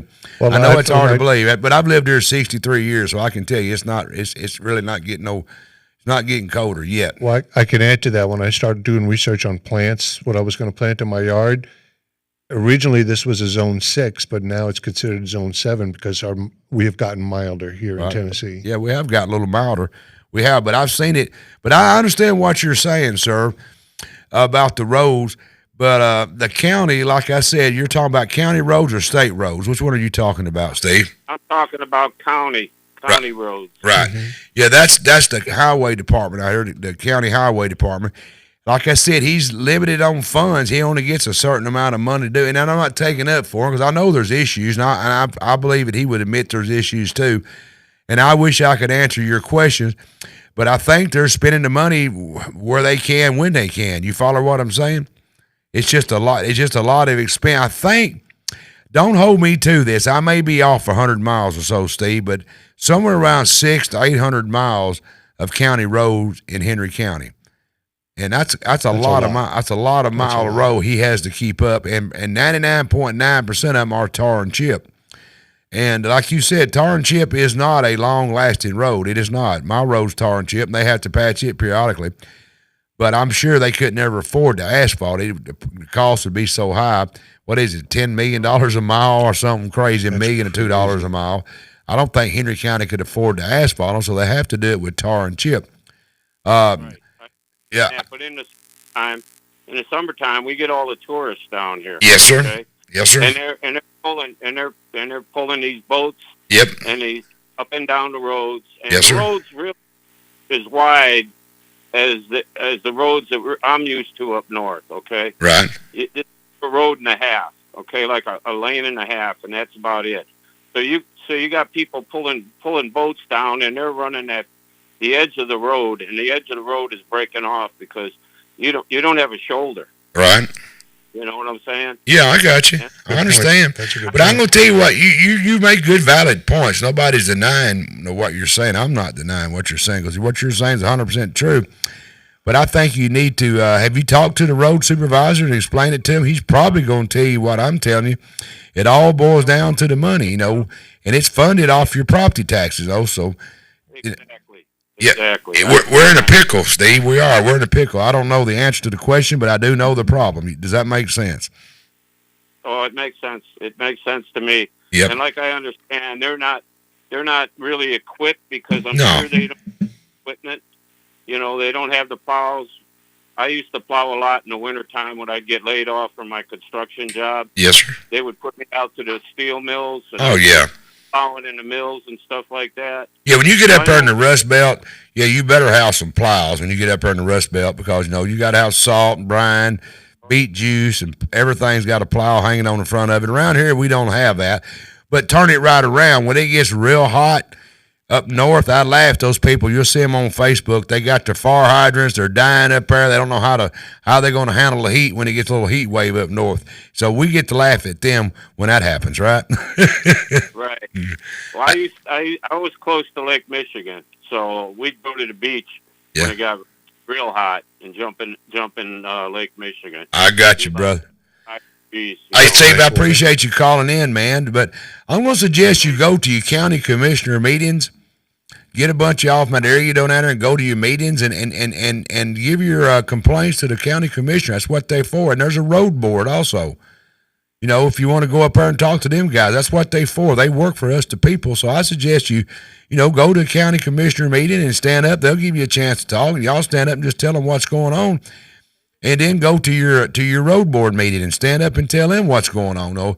Make sure they understand the issues. I'm sure they do because Richie does a heck of a job, but make sure they understand the problem. That's where I'm going to steer you to go. Oh, I appreciate that. And I just want to say you do a heck of a job. Hey, man, I appreciate you, Steve. I like listening to you. Hey, man, I appreciate it. We just old country boy do what country boys do. Ain't that right? Hey, you still country, even though you come to Indiana. You still country, I guarantee it. But Kevin ain't. He's New York. I can't get a break. Talk to you, Steve. Appreciate you, Steve. Thank you. Yes, sir. Thanks, Steve. Thanks, Steve. somebody right here. Bye-bye. Somebody said right here that there's no plow been on 77 highway all down through there. And the county can't plow Silo Road in Mansfield. The potholes are too deep. But anyway. I'm doing the show now here for quite a while and hearing people talk. I've heard a lot of people say, where does the money go for the plowing, for the building, for whatever? Is there a place, I don't know, but is there a place they can go on a website to find that information, their budget? Where's their, yeah, you can get that the should budget. Be public information. It is. You go up there to the county's mayor office and request. They put in a request to see the budget. County and city? Both of them, that's correct. It's, all of it's here. I'd be the first. Let me clear this up. Do I think everything is done the way? No, it wouldn't be done the way I would do it. Sure, no.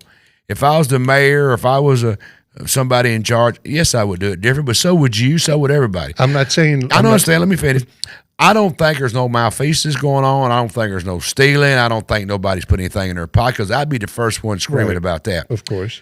I honestly think that, and this is going to chap your hind end, but I've grown up here. That's my advantage over y'all. The highway department, Richie Shieldgood, is doing one hell of a job of what he's got to do with. I'm sure he is. He does. I'm telling you, he's doing one hell of a job for what he's got to do with. Now, do we all want asphalt roads, not tar and chip? Sure. We couldn't afford it. And that, it's all about the cost. You know, I don't know what his budget is. I'm sure he could tell you, and he would be glad to tell you. But for what he does and what he has to work with, you know, we're asking, like my daddy said, we got a champagne taste with a beer billfold.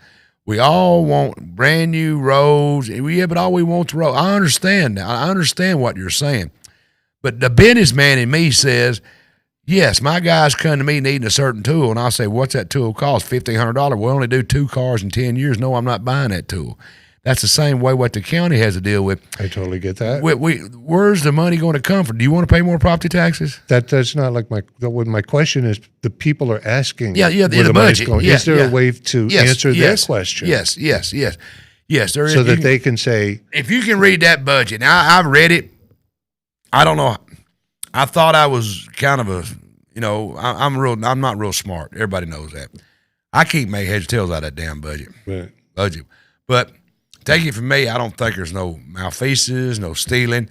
I think most all departments are doing a good job with what they got to do with. Is there any overspending? I wouldn't think it'd be in the county. I don't think so, because every dime he's got, he's trying to get these roads better. Because look, he gets phone calls too. I'm not taking up for Richie, and I'm not. I'm not saying this in an attacking way. You're not.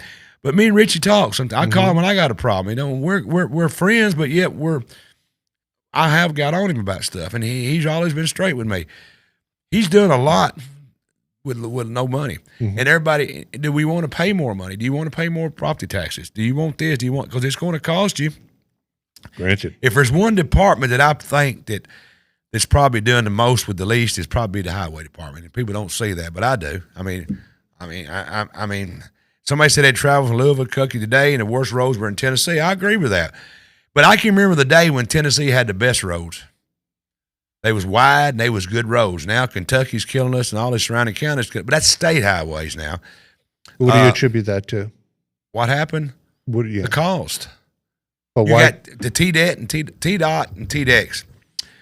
The cost of building a highway, let's use this word, and I don't mean it political, but libertized, if you understand what I'm talking about.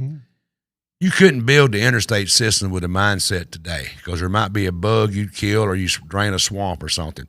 The cost of putting highways right now is astronomically through the roof. When it costs you up to $10 million to put a mile of road in, Why? But if they were able to do a great job in the past, why can't they do a I'm great telling you, job because now? the price. But other states can do the same thing. They're catching up. They're not doing it. They're catching up. Kentucky, you know, they got that new 4-lane they just put in over here. We're supposed to match them. Well, that come from Mitch, the Speaker of the House. Remember him? Mm-hmm. What was his Mitch McDonald? McConnell. Yeah, McConnell. Hell, he throws some bones to East and West Kentucky. Hell, he did. That ain't normal. They just throw that bone to him. All he did. He was the Speaker of the damn House. Come on now. Mm-hmm. He pulled some strings. I'm sure. We're happen to be butted up to a state that's got a Speaker of the House for the government. Yeah, he's going to get enough money to do that 4-lane highway. Come on, dude. The Speaker of the House. I mean, the Senate. Hell yeah, Mitch McConnell was a Speaker. Yes, he got it. And that's not fair to say, well, they got, no. Kentucky got some of the sorriest damn road when you get out in the country you've ever seen in your life. They're good. Tennessee was always known to have good roads. Go to Arkansas. They're horrible. Used to be. When I worked in West Memphis, Arkansas leadership, go across that bridge over there. Oh, my God, it's awful. I bet it still is. Mississippi, too. Oh, it's terrible. You know, Tennessee, and something else about the state of Tennessee is we're a debt-free state. We got to pay as we go. Mm-hmm. So we can't borrow millions of dollars to do a big road project. We have to pay as we go, which is a good thing. Because you give any kind of government indemnity the chance to sign loan papers, can you imagine what would happen? We'd be trillions of dollars in debt like the federal government. Yeah, it'd be somewhere along with the worst of them. Somebody said his property tax in the suburb of Chicago was $7,000 a year. A big difference here. And that's probably why you moved here. Well, I can remember my dad when we first moved to Florida and we moved out of New York in 1980. I think our property taxes out on Long Island in Nassau County were about $4,000 or $5,000. That was back in 1980. Oh, so yeah. I can't even imagine. I got friends of mine that's paying $2,000 a month in property tax up north. That's insane. If you figure it out. And the traffic count on the road isn't there, then it doesn't make sense to spend the extra money for asphalting on that road. I'll have to agree with that one. Mm-hmm. I kind of like some gravel. Mitch McConnell's wife is Ellen. She's a cabinet member in Trump's first term. She secured the funds to complete Highway 641 project after they moved all the utilities. Yeah, that's interesting. Yeah, it's money. Good to know. It's money.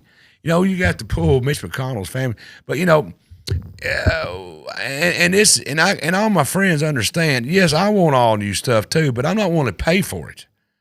I don't want all that. Mm-hmm. I could drive a brand new car tomorrow if I wanted to. I'm not financially rich, but I can financially go buy me a brand new truck tomorrow. Mm-hmm. I don't want the expense of it.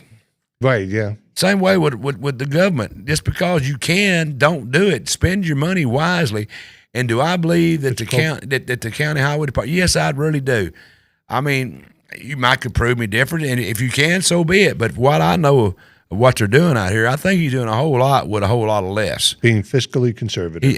He's doing a good job. Mm-hmm. I mean, he really is. I mean, and I'm sure he catches hell. I'm sure he would. Any elected office like that is going to catch hell. But it all boils down to the $7,000 a year property taxes. And that's when that guy moved here. He's probably $10,000 now. I know some people paying $2,000 a month on. Let them make payments on their property taxes so damn high. Can you imagine that? I'd be moving out pretty quick. Well, they are. They're moving here. Yeah. And they said, well, we don't have what we had up north, but you don't pay what you pay up north neither. Mm-hmm. You know, you gotta like living in Henry County used to be $10 an hour county. Well, I come from where it's $30 an hour. Yeah, but gas is higher, rent was higher, and groceries was higher. The money kind of falls. I tell people, you don't really have a making problem. You got a spending problem. Most places do. We do. Yeah. And we like because there's no state sales tax here. Mm-hmm. And I don't want a state sales tax. Neither do I. They just passed something, a new bill the other day that, what was that? What was that? Oh, yeah. In the state of Tennessee, where they could put a state property tax. They're working on that, yes. Right. You know, that they're trying to make that unconstitutional. No, they're trying to make a law where they can't do it. Right now, can't do it. It's in the books now. They could put a state property tax. Some states do that. Mm-hmm. It wouldn't be much, I'm sure, maybe $150 a year. But take that incentive away from them. Don't let them have a chance at it. Mm-hmm. Same way with other, make us why not make Henry County a pay-as-you-go county where you can't have no debt? Tennessee is. You can't borrow no money.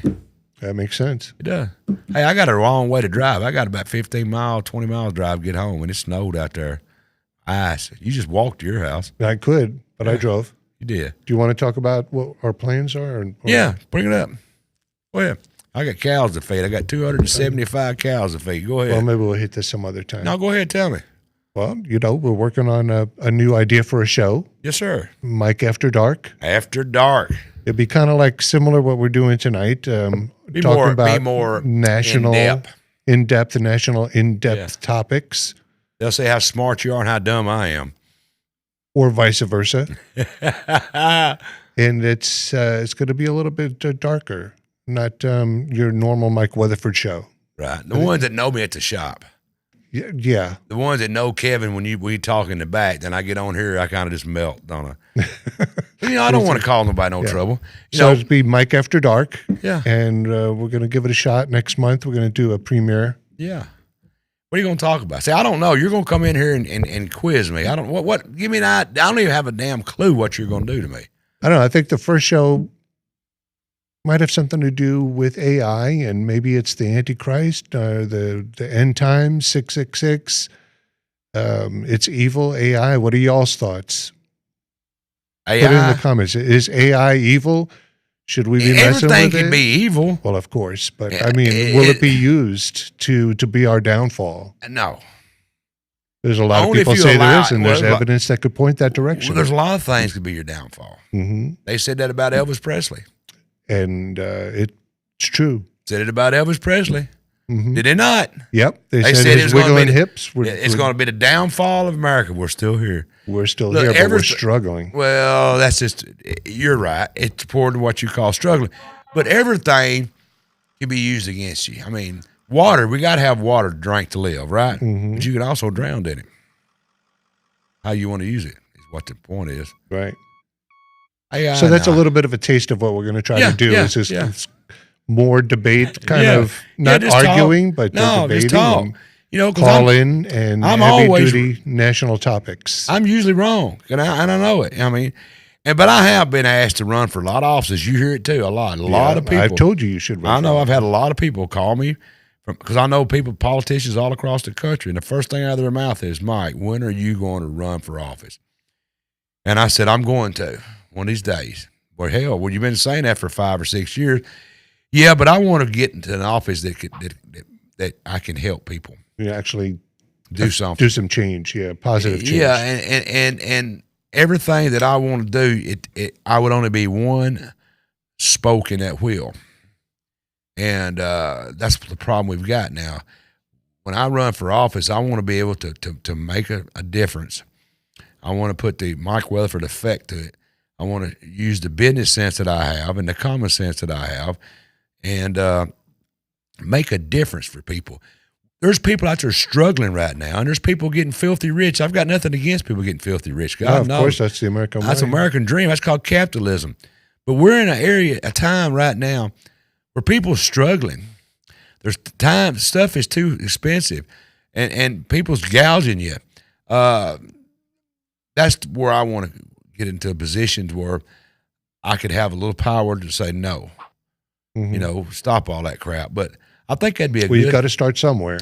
Yeah, but I could. But if I run for a county commissioner, could I get elected in my district? I don't know. Anybody in my district?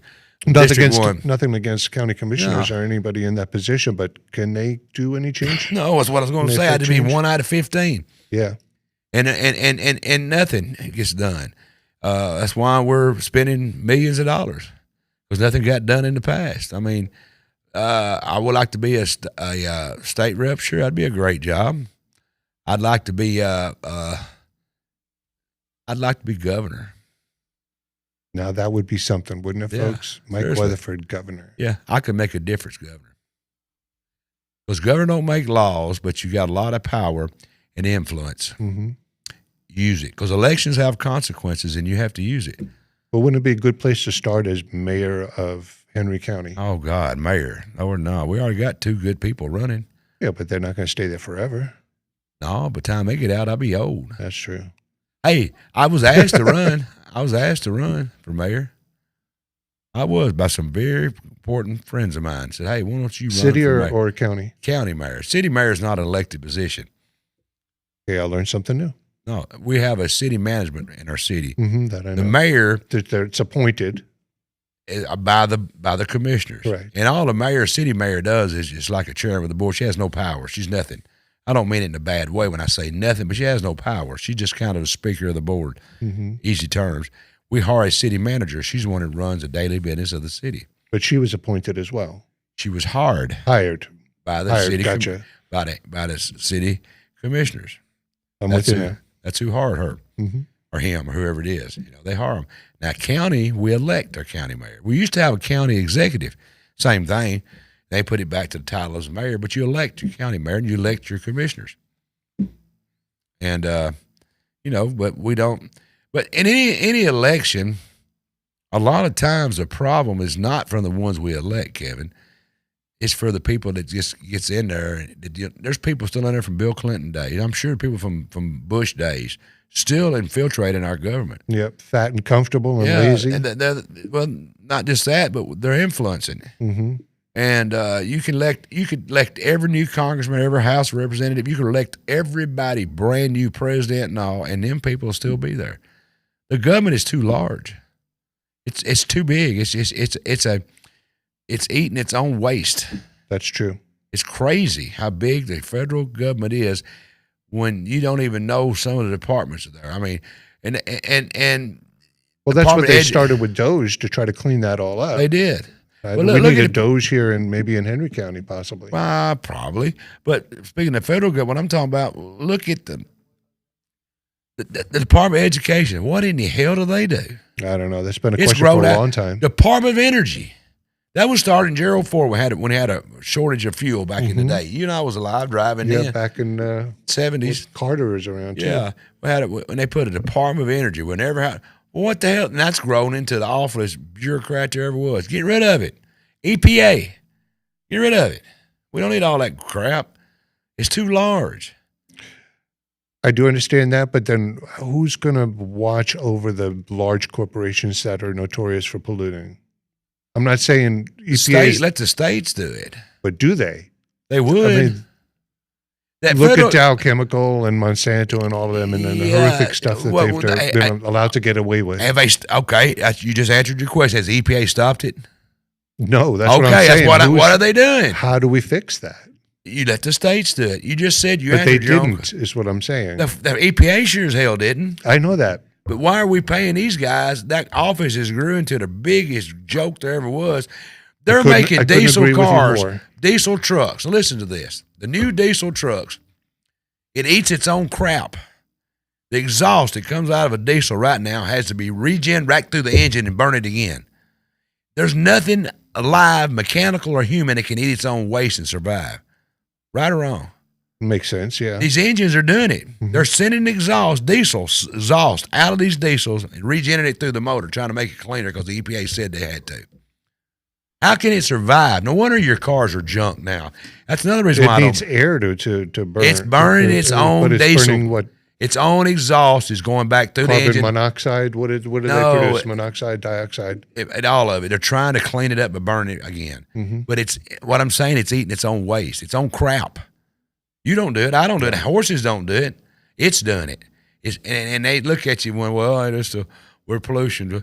And Freon, they're changing Freon all the time. EPA is absolutely let the states have their rights back.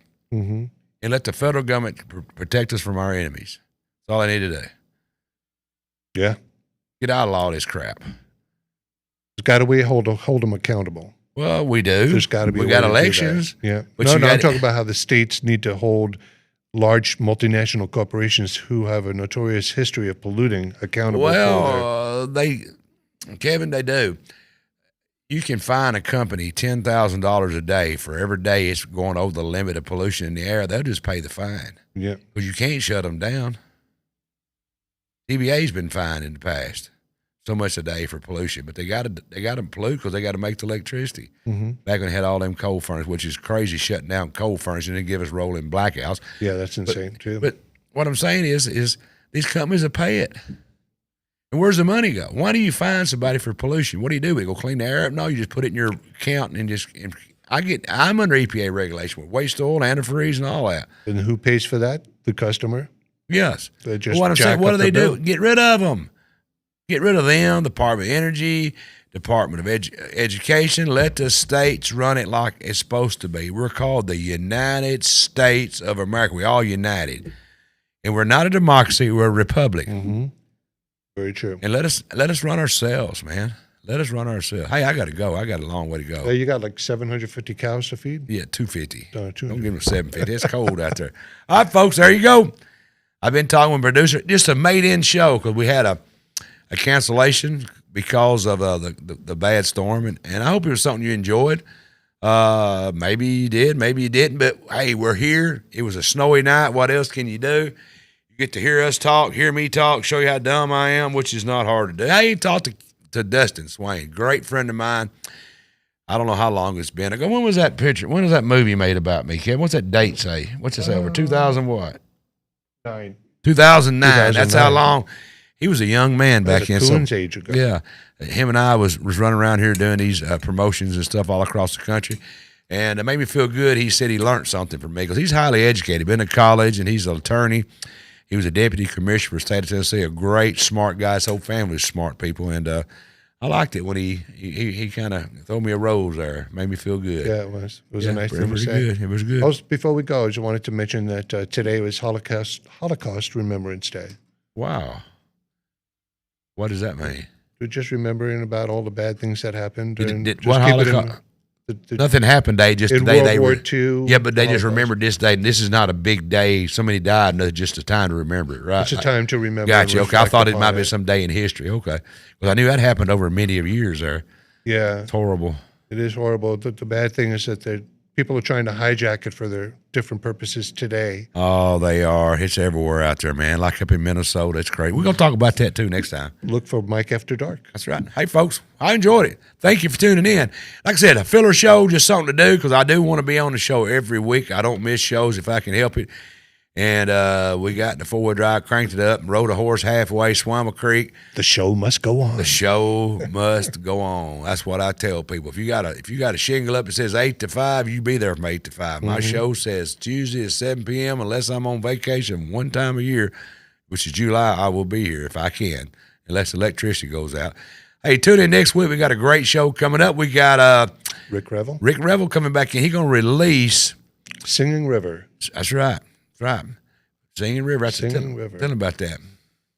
He's shot down in Muscle Shoals, Alabama, and over here in Paris Landing area, and it's about the Tennessee River, which is they get their name from the Cherokee, which means Singing River. Exactly. Tennessee. And he touches upon Leonard Skinner's plane crash down in Muscle. It didn't happen in Muscle. I've heard the song. Yeah, he performed it here. That's right. That's right. So y'all have heard it before, and the music video is great, and I helped him shoot it and direct it, and it's going to be a fun time. So, hey, tell me something. Y'all like shows like I did tonight, or what? Tell me what you want, man. I mean, yeah, I'd love to hear from you. I'd like to hear from y'all, the viewers. Tell me what you want, and tell your friends to tell me, because I get requests from people that wants to come on my show. From Kevin can tell you, we stay booked out sometimes 2 or 3 months in advance, but I leave a month. I try to leave a week, a month fluid where I can throw something in if I need to. And but I have a lot of requests. Hey, Mike, I'd like to come on your show. Tell me what you want to talk about. Do you want more of what Kevin and I did? What do you think about Mike After Dark? Well, we just do what we did tonight. Kevin and I just talk. And hey, I'll even let you come in and talk with it. If you want to argue with Kevin, argue with me. No, I'm not going to argue with you because my daddy taught me a long time ago. Don't ever argue with an idiot because they'll drag you down to their level and they'll beat you with experience. So I don't argue with you. I'll just say, hey, let me know what you want to hear about, what you like, what you up to, and do me a favor. Get us on up there on your followers. We need more followers. We're trying to bring you a great show. I think we are. I think by the end of February, there's no reason why we can't have 10,000. That's right. I'm at 10,000. Asking people, please. Yeah, we have 1 million views a month. Here's something that blows my mind. Most of my views are from non-followers. I don't take them however you can get them. I don't care. That's a lot of views on our format, but and most of them don't subscribe or don't follow. And I understand because you don't like all that stuff popping up. And I try not to flood your page with a bunch of crap, but I do have to put stuff out there. And I appreciate you tuning in. I appreciate all my sponsors. Hey, guys, without y'all, I couldn't do what I do. Thank you. Which is set up here, and I couldn't pay Kevin and Gigabyte in the back. I couldn't pay him, and all the other payments I got to make. It's a lot to it. But I want to appreciate Kevin Kill, my producer, every week for doing what you do. Thank you. It's a pleasure. Scott Norwood, he done a great job. Now let's give Scott a round of applause. Scott did the whole show himself, him and Dana back here in the back, while Kevin, the producer, sat out here. And thanks, Dana, for what you do. Dana, you do a great job. She keeps up with all the media we're on. It's everywhere. When you guys are making comments, she puts it right here for Mike to see. She puts them up here. She goes through, not all of them. No. When she sees them, she puts them up there. She kind of picks through them. She's having to go through 2 or 3 different places to find them. And she tries to find some comments to put up there that she thinks, because she knows what I'm thinking and what I want to hear, what I want to see, because she tried to put it on there. And that's a hard job. Yep, sure is. And she's one that talks to you when you answer the phone. Because it's not copy and paste. It's like you got to read and type. Yeah, she's got to type it out there for me. She does a little mantra I got right here. Mm-hmm. It's just, that's all it is. It just tells me stuff in the back because I forget stuff. But we're growing, and things are going to be growing through 2026. We've got big plans and new show ideas. We got to do that show. But I like to know what they want. Yeah. I'll do what you want. I don't care. I mean, I don't call nothing. I'll bring anybody you want on here. You just tell me what you want, and we'll do it. Hey, tune in next week. Before you go, don't I get Chip? Oh my God! I mean, everybody else, I mean, here we go, folks. You know how he's like a little baby. I got to change his diaper. All right, everybody that comes on my show, I have to vet them and make sure that I want to let you in the mafia. Okay. I've watched you tonight. You did a great job, but you ain't worth a shit. You ain't getting in the mafia. No, I'm just kidding. I'm going. I tried. You're already an official, but I'm going to step you up a notch. I'm going to make you a captain. Ooh. In the Brewer Street Mafia. What will this get me? I can drive that and 5 pennies. Get you a nickel. Give me a nickel. I'm official now. That's right. I'm bona fide. You're bona fide. There you go, folks. All right, guys. Tune in next week, same time, same place. And like I always say, don't be late. He wants to go home.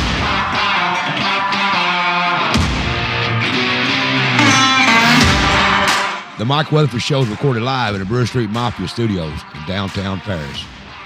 A Kill Media, Brewer Street Mafia Productions.